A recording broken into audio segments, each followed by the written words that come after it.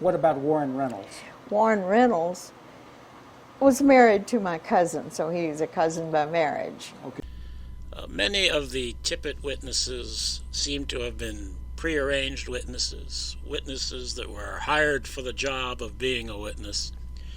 And I have just recently decided that Warren Reynolds was also such a witness, that he was a hired hand, a conspiracy tool from before the events occurred. And in this video, I'm going to deal with the reasons why I think that. And as an introduction, I'm going to read from this newspaper article, which is rather well known, from February 23rd, 1964, by Bob Considine, also a Warren Commission exhibit. Just as introduction, I'm going to read these red boxed areas. One of the men who put the finger on accused assassin Lee Harvey Oswald after President Kennedy was killed also has been shot. And the girlfriend of a local resident who was questioned about this second shooting turned out to have been a stripteaser in the Dallas night spot owned by Jack Ruby, on trial now for killing Oswald. Adding to this incredible skein of circumstances that came to light today is the revelation that the stripper has committed suicide. These facts pieced together today, exactly 3 months after President Kennedy was slain, provide a strange episode showing that the something of violence continues to persist around figures involved in the assassination, one way or another. And last month, Reynolds was locking up his office for the night and had pushed 2 of the 30 buttons which doused the lights of the establishment when a man rose from behind a filing cabinet and shot him in the temple with a .22 caliber rifle. Mr. Reynolds made a remarkable recovery after doctors had feared permanent loss of speech. And it's a remarkable recovery. 3 weeks after he was shot through the head, he seems to be fully recovered. Maybe not completely, who knows exactly. Maybe he has a little twitch here and there or something, I don't know. But this is a remarkable story, and this was something I've always been a little suspicious of, that somebody gets shot through the head and fully recovers in a few weeks. It's extraordinary. As this article mentioned, there was a suspect in the shooting. His name is Darrell Wayne Garner, or Dago, to his fans. He and his family passed a lie detector test, so some people think that means he didn't do it, but a lot of the descriptions and circumstances seem to indicate that it was Garner, even if he can lie to a lie detector. I'm not sure, but it could have been Garner. And Garner just happens to be one of these deaths. I don't know what the circumstances of his death were, but he died in 1970 at the age of 30, which is quite a bit under the actuaries. And the Jack Ruby stripper mentioned in the article was Betty McDonald. I think she has other names too. Mooney is one of her names. And anyway, and she supposedly worked for Jack Ruby. And Ruby seems to be the connection that the other, some of the other Tippit witnesses have, that I think are hired hands for the event.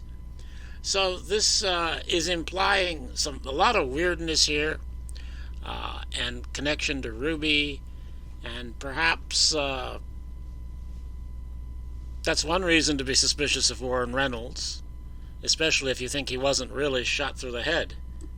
And getting to Reynolds' wounds, we don't have a detailed, autopsy. He didn't die, of course, but we don't have that sort of information that we have for Kennedy and Tippit.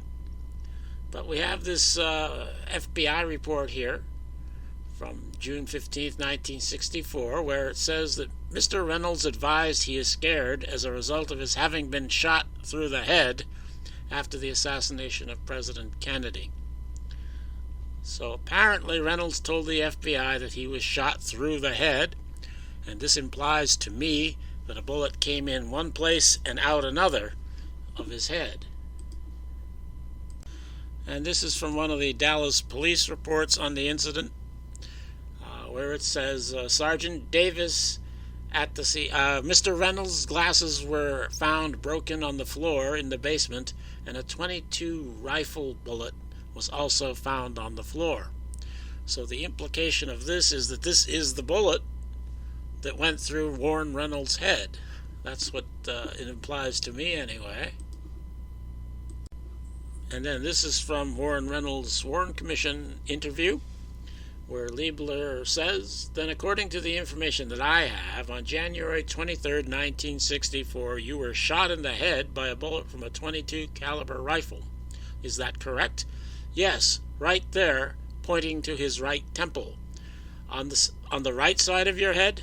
Yes, it went to here, pointing to left ear. So it seems to me that in the context of the information I've covered so far, that Warren Reynolds is saying that he was shot through his head, that the bullet entered his right temple and exited by his left ear. But then we have, from another police report of the incident, underlined in red, this officer also interviewed Dr. Tom E. Nash, Medical Arts Building. He stated that the bullet entered the complainant's left temple and lodged in his throat. He stated he left the bullet in his throat. He was asked if he ever intended to take it out. He stated another doctor might, but he wasn't.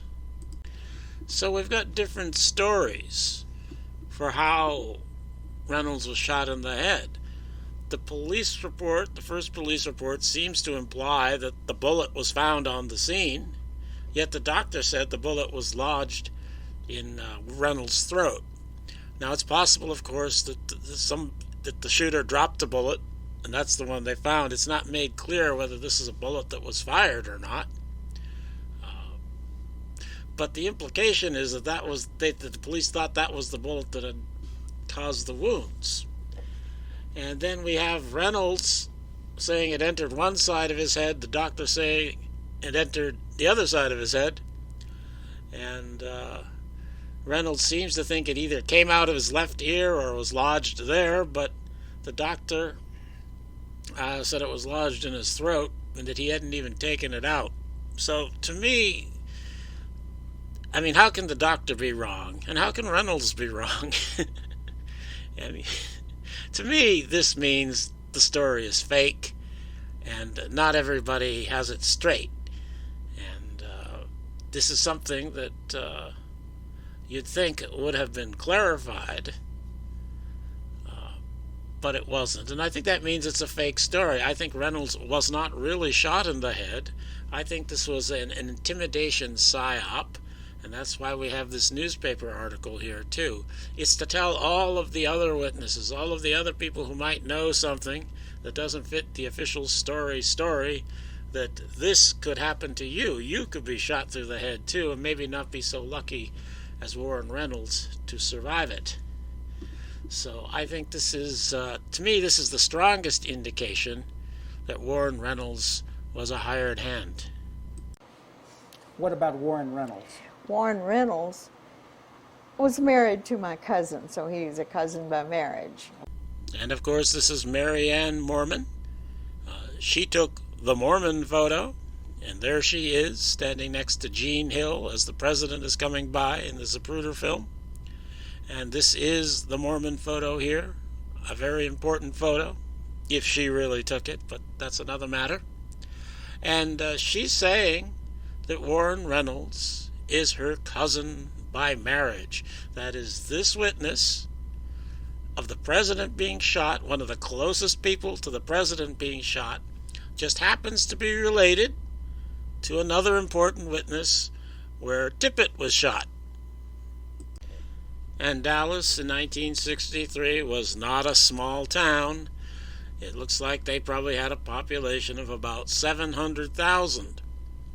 So to me, this seems to be an extraordinary coincidence that one important witness to the president being shot. Just happens to be related to another important witness, to Tippit being shot. Not actually to Tippit being shot, but to the fleeing suspect where Tippit was shot, from where Tippit was shot. I don't know how to calculate the odds here, but those are very long odds that that would happen.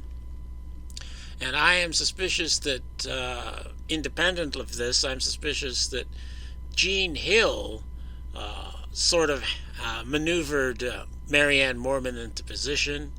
It's something I can't prove, but I get the impression from interviews that Marianne Moorman was someone who wasn't too sharp, and that it's somebody that the conspiracy could use, perhaps, to. I think her photograph was switched out. I should do a video on that. I have before, but I don't have one up now.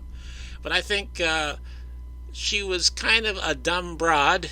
I'm sorry, Marion, if you're watching my video, but she was kind of a dumb broad that could be manipulated, and I think that her relation to Warren Reynolds might indicate how she was discovered. That is, Warren Reynolds no doubt knew her too, if she knew him.